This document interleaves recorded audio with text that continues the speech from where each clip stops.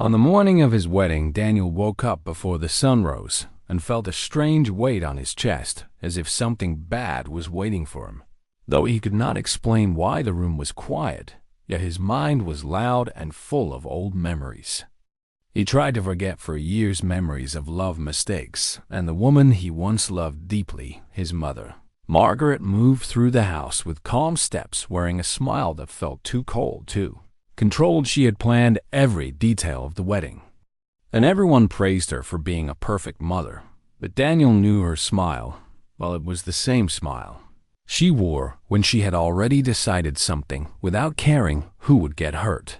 Margaret had always hated Emma from the very first day Daniel brought her home. She believed Emma was poor, too quiet, too weak, and not worthy of her son. And whenever something went wrong in Daniel's life, Margaret found a way to blame Emma. Even after Emma left, Margaret still spoke her name with anger, like she was a ghost that refused to disappear. And that morning, while Daniel was busy getting dressed and calming his nerves, Margaret locked herself in a quiet room and made a phone call. Her voice was low but sharp when Emma answered. After a long silence, Margaret spoke with fake kindness and invited her to the wedding, saying it was time to move on and make peace. But deep inside her heart, Margaret did not want peace. She wanted control.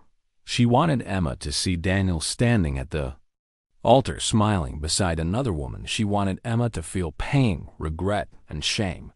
Margaret believed this would finally erase Emma from Daniel's life forever. After ending the call, Margaret looked at her reflection in the mirror and smiled, satisfied, believing she had won. While miles away, Emma stood frozen, holding her phone, her hand shaking as old wounds reopened. She had not seen Daniel in 5 years. She had rebuilt her life in silence, carrying secrets that changed everything. She told herself she would never return, but the invitation felt like a challenge and a test of her strength. Meanwhile, Daniel arrived at the church dressed in a black suit, his heart beating fast as guests filled the seats and soft music played around him. He tried to focus on his future, telling himself that today was a new start, that his past was behind him, that Emma was just a memory. But his chest still felt tight, and when he looked at his mother sitting proudly in the front row, smiling at everyone, he felt even more uneasy, as if her eyes were hiding something dangerous. Time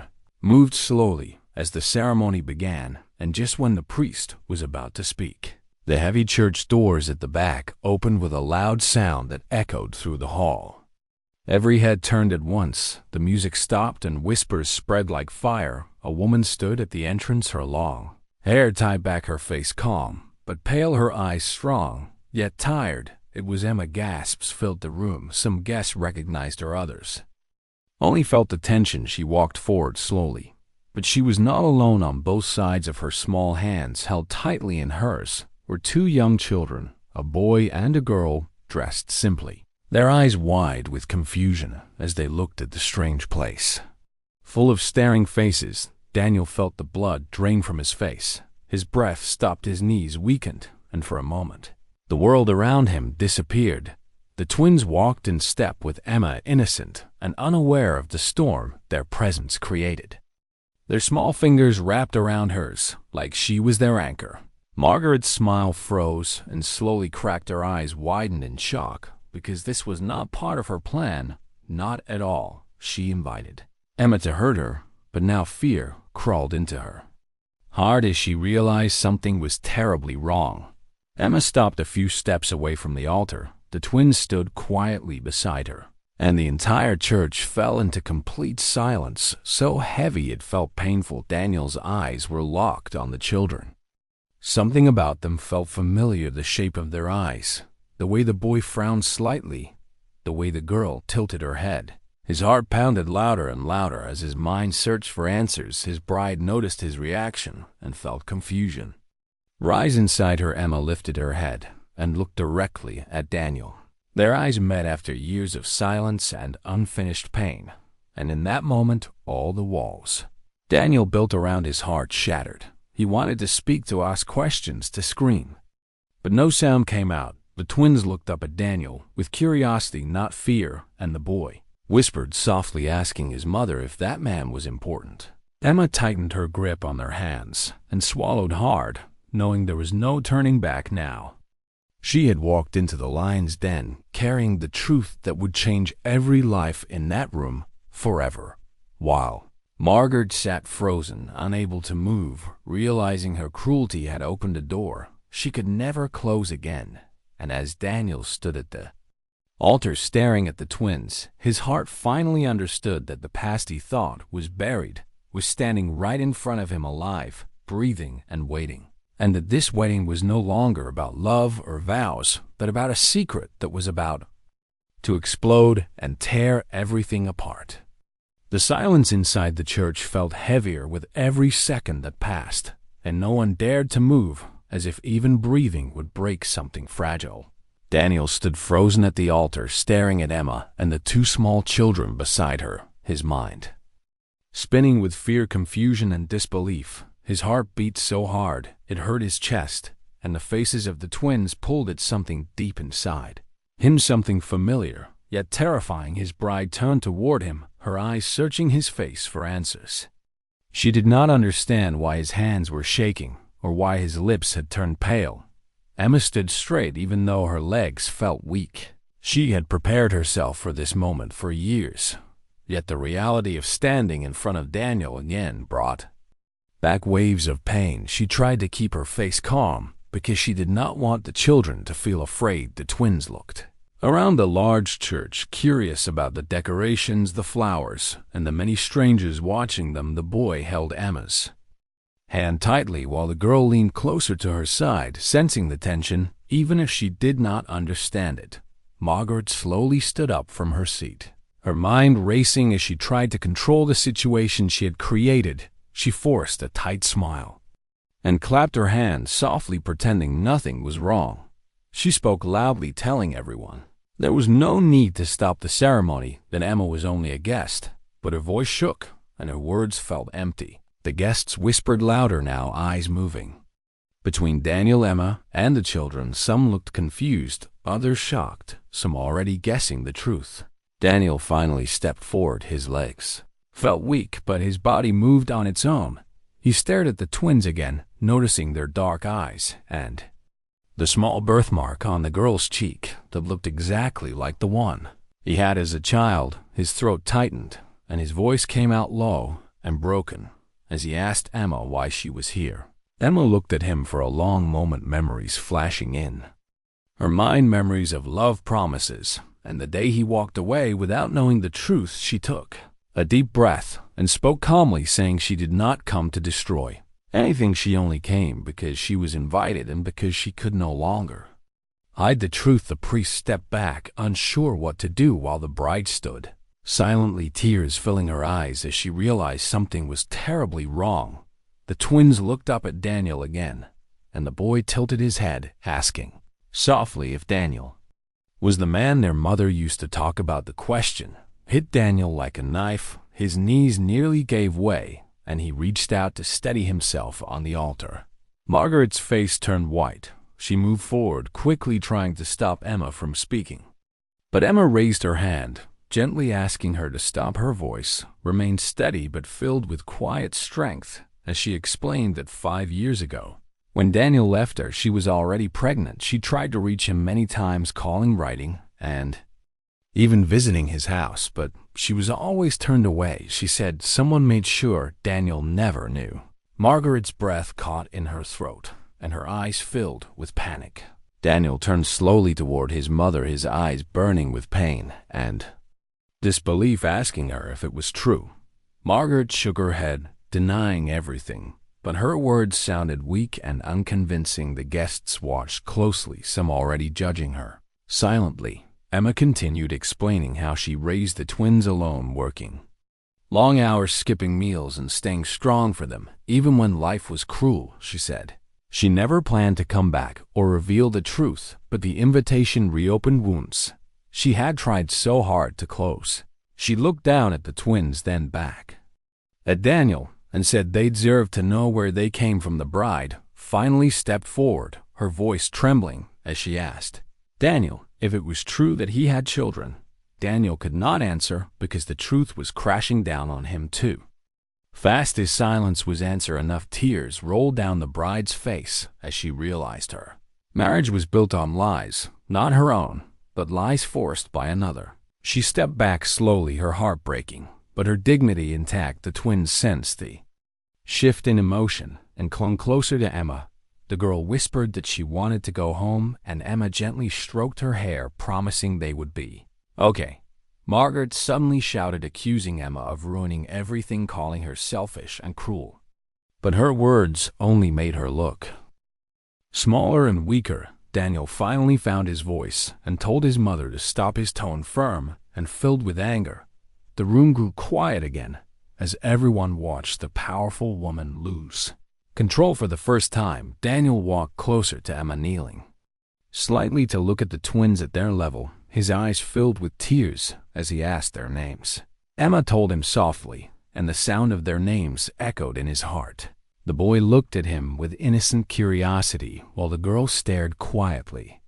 Sensing the sadness in his eyes, Daniel reached out hesitantly, and the twins did not pull away. A small moment, but powerful enough to break him completely. Margaret realized in that moment that she had lost more than control. She had lost her son. The guests slowly began to understand the full story. Some shook their heads, others whispered in shock and pity. The priest quietly stepped aside, knowing the ceremony could not continue. The bride removed her ring slowly and placed it on the altar. She looked at Daniel one last time with sadness, not anger, and told him he needed to face his truth before giving his heart to anyone else. Then she turned and walked away, leaving behind a broken wedding and a room full of heavy emotions. Daniel watched her leave, knowing he could not stop her, and that she deserved better. The twins watched, too, not fully understanding but feeling the sadness. Emma felt guilt and relief at the same time, guilt for the pain caused and relief that the truth was finally free. Daniel stood there surrounded by the ruins of his past and future, realizing that his life had changed forever, and that the real story was only beginning.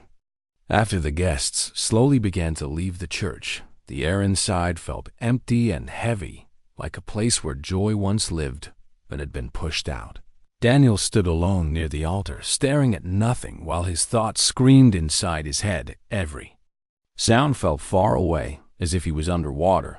Emma remained near the entrance, holding the twins close, unsure whether to leave or stay, her heart torn between protecting her children and facing the man who once meant everything to her. The twins were tired, confused, and hungry from the long emotional day, yet they stayed quiet, sensing this moment was important.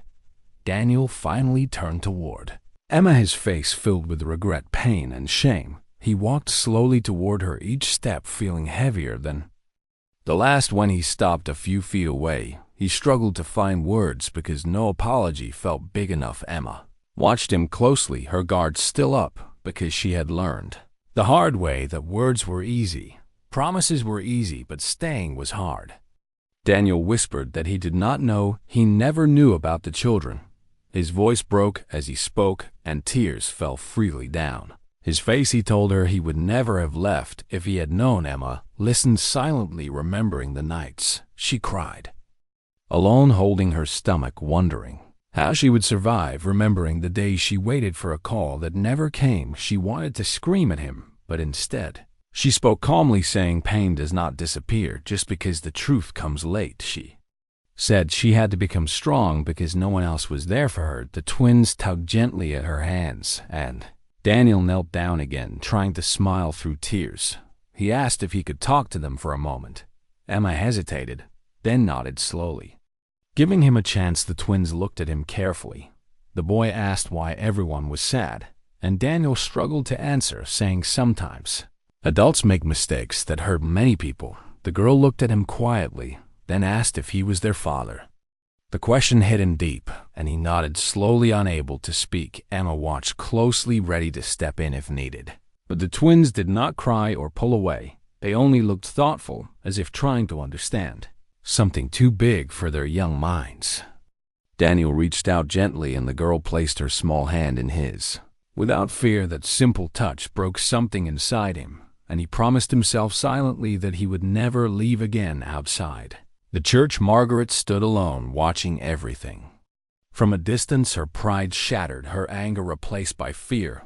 She realized too late that her control had destroyed the life she tried to protect. She wanted to step forward to explain, to beg, but she knew Daniel would not listen. Not now, maybe. Not ever. Daniel finally stood up and faced Emma again, telling her he wanted to be part of the children's lives, that he would do anything to make things right. Emma looked at him with tired eyes, saying being present was more than words it meant. Time, patience, and honesty, she told him. Trust was broken slowly and would only heal slowly. Twins grew restless, and Emma said she needed to take them home. Daniel asked if he could walk them out, and she agreed quietly. They stepped outside together. The sunlight felt strange after the darkness inside the church. Daniel noticed how Emma moved protectively around the twins, guiding them gently, speaking softly to them. He realized how much he had missed, not just years, but moments first, steps first. Words, small victories, and tears, and the weight of that loss crushed him as they reached Emma's car. Daniel stopped and asked if he could see them again. Emma hesitated, then said she would think about it because the children's safety and peace came first. Daniel nodded, accepting her terms, knowing he had no right to demand anything. The twins waved shyly before getting into the car, and as Emma drove away, Daniel stood there watching until the car disappeared, feeling emptier than ever, but also holding a small spark of hope that had not existed before. Days passed, and Daniel struggled to sleep or eat. His house felt cold and silent, without wedding plans, without guests, without laughter. His mother tried to call him again and again, but he ignored every call. He was not ready to face her because anger still burned inside him. He replayed every moment of the past, wondering how he could have been so blind. He visited the old places he and Emma once shared, remembering promises they made and how easily they were broken. One evening, Emma finally agreed to meet Daniel in a quiet park with the twins present. She made it clear this was only for the children. Daniel arrived early, nervous, like a man meeting his future and past. At the same time, when Emma arrived, the twins ran ahead to play. Daniel watched them, smiling softly, his heart full of emotions. Emma sat on a bench, keeping distance. Daniel sat beside her, careful not to cross boundaries. They talked quietly about the twins, their routines, their likes and fears. Daniel listened more than he spoke, learning everything like a student who had missed years of lessons. The twins slowly warmed to him, showing him their drawings and toys. Daniel laughed for the first time in weeks, real laughter mixed with tears.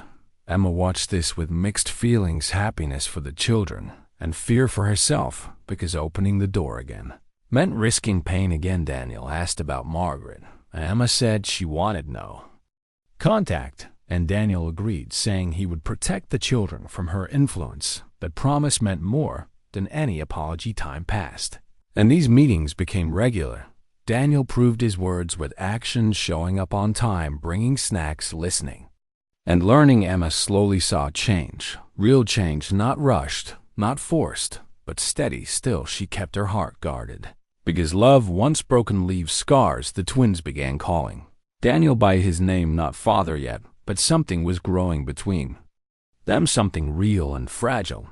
Daniel knew earning that title would take time and patience, and he was ready for both. While Margaret watched from afar, realizing her loneliness was the price of her cruelty.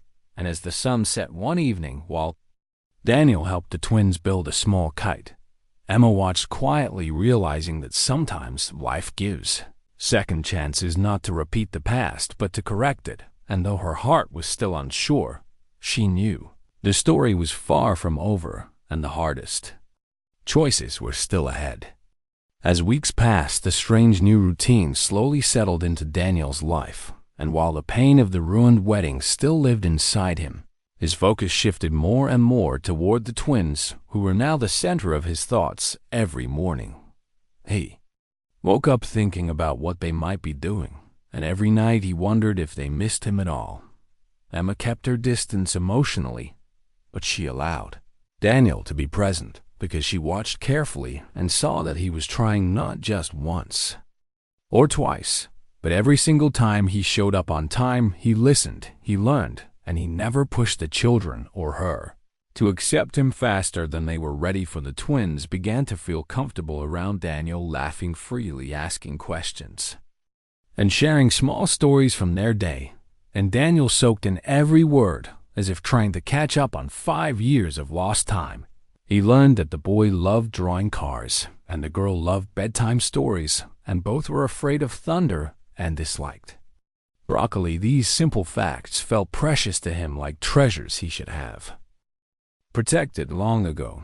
Emma watched all of this quietly, her heart torn between relief and fear. Relief that the children had their father, and fear that if she allowed herself to hope, she might get hurt again. Daniel never spoke badly about the past or tried to blame anyone. He took responsibility for leaving, even though he did not know the truth, and that honesty slowly softened Emma. Though she never said it aloud, one afternoon while Daniel was at work, Margaret showed up unexpectedly at Emma's apartment, her face tired, her eyes filled with regret, but also desperation. Emma froze when she saw her.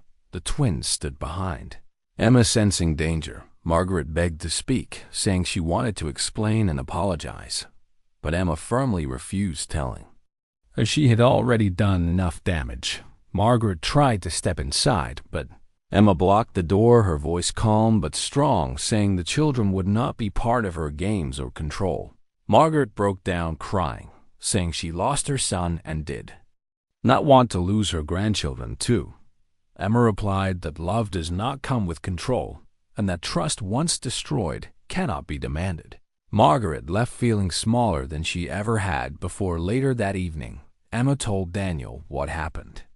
His face darkened with anger and pain, but he remained calm. He promised Emma that Margaret would not come near the children without permission, and that he would set firm boundaries for the first time in his life. Emma nodded, appreciating his resolve, but still cautious because promises once broken leave shadows. Daniel confronted his mother the next day, his voice steady but firm, telling her that her lies had cost him years with his children, and that if she wanted any place in his life, she would need to accept his rules. Margaret tried to defend herself, but Daniel did not listen. He told her she would not see the twins until Emma felt safe, and that might take years or never. Margaret realized in that moment that her power over her son was truly gone, and she was left alone with her regret. Meanwhile, the twins started school, and Daniel helped with homework, attended small school events, and learned how to be patient when the boy grew frustrated or when the girl cried easily. He learned that being a father was not about grand gestures, but about quiet moments, showing up even when tired. Emma noticed how the children talked about Daniel with excitement, and her heart felt both warm and scared. She had built her life around protecting them, and trusting again felt dangerous, yet she could not deny the happiness Daniel brought into their world. One evening, the twins asked Daniel to stay for dinner. Emma hesitated, then agreed, watching as Daniel helped set the table and cleaned up without being asked. The moment felt simple but heavy with meaning. Later that night, after the twins were asleep, Emma and Daniel sat quietly in the living room, the air filled with unspoken words. Daniel thanked her for trusting him even a little, and Emma replied that trust was still fragile like glass. He said he understood, and that he would wait as long as it took. Emma looked at him, searching his face for signs of the man who once left, but saw instead a man shaped by loss and regret. Still, she did not let her guard down completely, because love, once shattered, does not easily rebuild. Days turned into months, and the bond between Daniel and the twins grew stronger. They began calling him Dad one day by accident, and then again. The word filled Daniel with joy and fear, because he did not want to fail them. Emma heard the word too, and shook her deeply, because it meant the children were opening their hearts. She worried about what would happen if things fell apart. Again, Daniel reassured her, not with words, but with consistency, always present, always putting the children first. Margaret watched from a distance, receiving updates from others. but never invited back into their lives. Her loneliness became her punishment, while Daniel and Emma navigated parenting carefully, not lovers, not strangers, something in between filled with history and tension. One evening, a small argument broke out when Daniel suggested taking the twins on a short trip. Emma panicked, afraid of losing control, and said no harshly. Daniel stepped back, respecting her fear, and that moment showed her something important, that he would not force his way in later. Emma apologized, explaining her fear, and Daniel listened without anger, realizing healing came with setbacks. That night, Emma cried alone, realizing how deeply she was still affected by the past, but also realizing that Daniel was no longer the same man who walked away. And as the twins slept peacefully, dreaming of kites and stories, Emma understood that the real test was not the past or Margaret, but whether she could allow herself to believe in change. And while the future remained uncertain, one thing was clear: the truth had reshaped all their lives, and there was no turning back, only forward into choices that would define who they became next.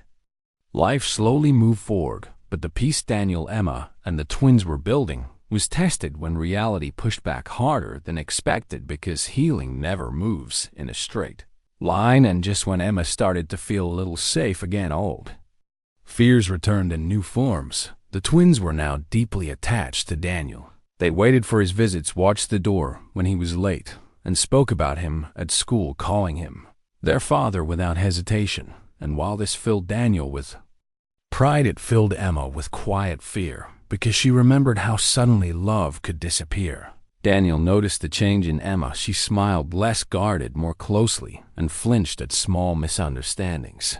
He tried to reassure her through patience, not pressure. But one evening, tension finally broke when the school announced a Parents' Day event that required both parents to attend. Daniel was excited, believing it was a normal step forward, but Emma panicked, imagining judgment, whispers, and questions about their broken family. She told Daniel she would go alone, and that his presence would confuse the children. Daniel felt hurt but did not argue. He nodded quietly, though pain settled deep in his chest. The twins overheard the conversation and became upset, asking why their father could not come. Emma struggled to explain without revealing her fear. Daniel later sat alone, realizing that no matter how much progress he made, he was still standing on fragile ground. He worried that Emma would always see him as a risk rather than a partner. Meanwhile, Margaret's loneliness turned into bitterness. She began telling relatives and friends her version of the story, painting herself as the victim and Emma as the manipulator. These rumors slowly reached Emma through school, parents, and neighbors, reopening wounds. Emma felt judged again, watched again, and the fear of losing control over her life returned stronger. She confronted Daniel, accusing him of not stopping his mother. Daniel explained he had cut contact, but he could not control what she said. Emma's anger was less about logic and more about years of bottled pain. The argument grew intense, voices raised, emotions raw. The twins hid in their room, frightened, and Daniel stopped immediately, realizing the cost of conflict. He apologized, even though he was not fully at fault, and promised to protect the peace of the home. That night, Emma felt guilt watching the twins sleep, knowing her fear was hurting them more than the past ever did. Days later, a crisis forced everything into focus when the boy fell ill suddenly with a high fever. Emma panicked, rushed him to the hospital, and without thinking called Daniel. He arrived within minutes, calm and strong, staying by her side through the long night, holding the girl while Emma stayed with the boy. Doctors moved quickly, tests were done, and fear filled the waiting room. Emma broke down crying, believing she might lose her child. Daniel held her without hesitation, without words, just presence, and that moment cracked something open in her heart. She realized that in her worst fear, Daniel did not run. He stayed. Hours passed, and the boy stabilized. Doctors said he would recover, and relief washed over them. Emma leaned against Daniel, exhausted, and for the first time allowed herself to feel safe in his arms, not as a lover, but as a partner in pain. The twins slept holding Daniel's hands, and in that quiet hospital room, Emma understood that the risk of loving again might be less dangerous than the cost of shutting down afterward. They returned home. Change, something unspoken, had shifted. Emma apologized for pushing Daniel away and admitted her fear of abandonment. Daniel listened and shared his own fear. Of losing time with his children again, they agreed to try counseling not as a couple, but as parents learning to heal together. Sessions were slow, painful, but honest.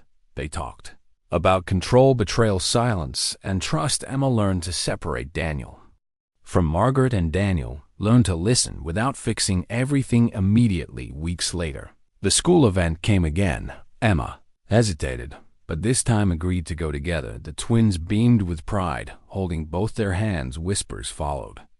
But Emma held her head high, realizing she no longer needed approval from strangers. Daniel stood beside her, steady and supportive. Margaret watched photos online, feeling the final loss of her influence, but also the weight of her actions. Shetrid, writing a letter of apology but never sent it, knowing forgiveness could not be demanded. The twins thrived in the stability, laughing more, sleeping better. Daniel became a constant presence, helping with school, bedtime, and fears. Emma slowly allowed herself small moments of happiness, watching Daniel and the twins build memories.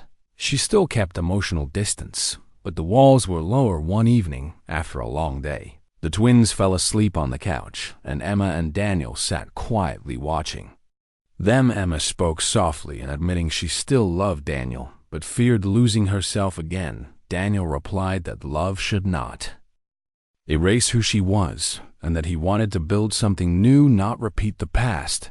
Emma cried quietly, releasing years of pain, and Daniel stayed beside her, not touching, until she reached for him first. A small gesture, but powerful. They did not rush into romance. They chose patience, choosing the children and healing over desire. Margaret eventually sought therapy alone, forced to face her need for control and fear of abandonment. She began to understand the damage she caused, though redemption remained uncertain. As the seasons changed, Emma realized that love did not mean forgetting the past. It meant learning from it and choosing differently. Daniel proved every day that he was no longer the man who left, but a man shaped by loss and responsibility. And while the future still held questions, Emma no longer ran from them. She faced them one step at a time, knowing that this time, if love grew, it would be built on truth, not silence. And that choice made all this time continued to past the life Emma and Daniel were rebuilding, settled into a quiet rhythm that felt both comforting and fragile, because both of them knew how easily peace could break if they stopped being careful. The twins grew taller, louder, and more confident, and their laughter filled the house in ways Emma once thought impossible. Daniel became part of their daily routine, waking them for school, helping with homework, fixing broken toys, and reading stories at night. And with every small act, he rebuilt a bridge that had once collapsed. Emma watched closely, still guarding her heart, but no longer living in fear. She allowed herself to rest more, to trust the routine, and to imagine a future that was not built only on survival. Daniel remained steady, never pushing for more, never demanding love, only offering consistency and respect. And this patience slowly melted the last of Emma's resistance. Yet just when things felt calm, life tested them again, in a different way. When Daniel received a job offer in another city, one that promised better pay and long-term security, but required him to move far away, the news hit Emma like a storm, because it threatened the fragile balance they had worked so hard to create. Daniel felt torn between providing more for his children and being physically present. He feared making a decision that would remind Emma of the past, when he left without knowing the truth. He told her about the offer honestly and said he would refuse it if she felt unsafe. Emma appreciated his honesty, but struggled with her own feelings. She wanted what was best for the children, but the thought of distance awakened old fears of abandonment. She spent sleepless nights weighing her options, while Daniel waited patiently. Not wanting to pressure her, the twins sensed the tension and asked if Daniel was leaving. Emma and Daniel reassured them together, promising that no matter what happened, they would face it as a family. And that word family settled deeply into Emma's Art, she realized she was no longer alone in decision-making. Weeks later, Emma surprised herself by suggesting a compromise where Daniel would work remotely part-time and travel only occasionally, a solution that required effort from both sides, but kept stability. Daniel accepted immediately, relieved and grateful, showing once again that he valued presence over pride. Around the same time, Margaret reached out again, this time through a therapist, requesting a supervised meeting with Daniel. To apologize, Daniel hesitated, unsure if reopening that door would bring more harm. But therapy had taught him the importance of closure. He agreed to meet her alone first. Margaret looked older, smaller, and less controlling. Her voice shook as she apologized without excuses, admitting her fear of losing her son drove her cruelty. Daniel listened quietly, anger still present, but softer. He told her forgiveness was not immediate and trust would take time. He made it clear that access to the twins depended on Emma's comfort. Margaret accepted this without argument, showing real change.